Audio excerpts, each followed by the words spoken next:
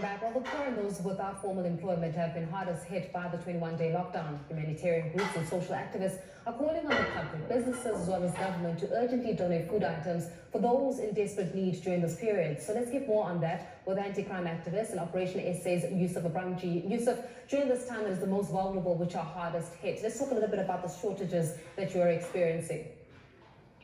Well, Faith, we are getting calls from across South Africa. People are in desperate need of essential food items. They need of soap, they need of sanitizers. The need is massive.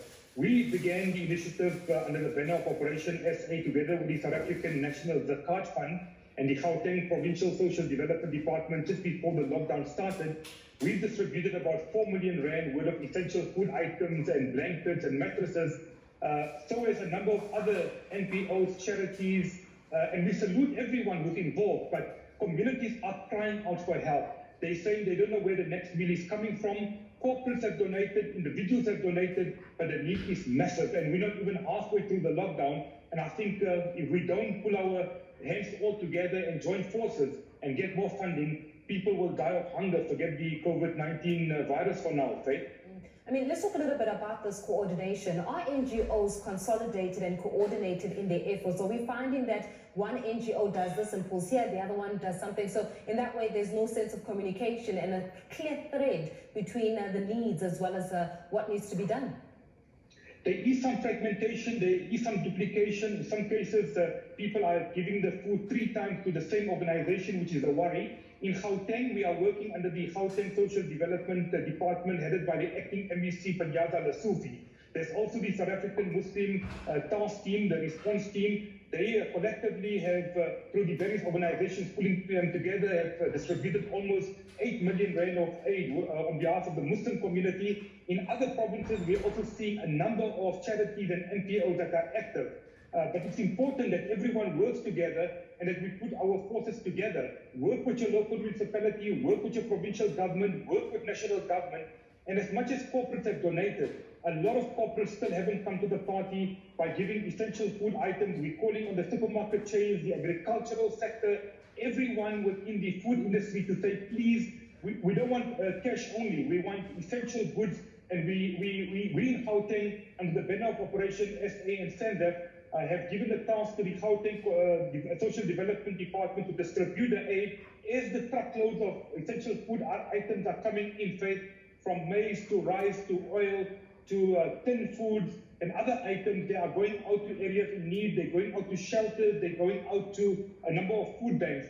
But ordinary people are still coming forward to say, where do I get a food pack? You know, it's virtually impossible with the resources that we have as civil society to help each and every family. Whatever we can do, we're helping. I mean, we had yesterday a donation of 500 mattresses, thanks to the Caring Women's Forum. We bought 2,000 blankets. We had a few thousand being donated. And as they are coming in, they are going out. I mean, in the city of Tshwane today, for example, there was heavy rain. We know a lot of the homeless people are based at the Caledonian Stadium, and I said to the MEC, why don't they move these homeless people to empty parking arcades, which are sitting empty for the last few days? And I'm happy that the city of Tshwane has just informed me that they're now busy moving the people from the Caledonian Stadium to some of the parking areas, some of the other covered areas, because for the homeless, for example, to live in an open field, be it a rugby field or a soccer field, in cramped conditions, no social distancing, the rain is coming down, it's very, very difficult. And we know that our education MEC said there was a problem with schools, the school governing bodies didn't want to give permission, but I think the parking arcades could be the short-term solution for the homeless especially. Yeah, you know, you're talking here about how hunger could possibly be the next biggest worry when it comes to this national lockdown, that not necessarily getting the virus in itself, but people dying of hunger because the resources are so limited and they're mitigating against the very same duplications which you speak of. Well, Faith, let's not forget that many people are at home. The majority of South Africans are at home. The essential workers are at their post. Many of the people are not getting their salaries. Some of them are only getting a small percentage of their salaries. People don't know where the income is going to come from. We're seeing that in a lot of the areas, the people are saying, even the NGOs are saying, we don't have enough resources to help the people in our community. People that have been feeding the homeless for many, many years are now saying, we don't have the donation. And that is why I made the call again to government. We've heard that the Solidarity Fund has billions of rand that has been donated or pledged. The government must now move with urgency and make money from the Solidarity Fund available for food relief as a matter of urgency.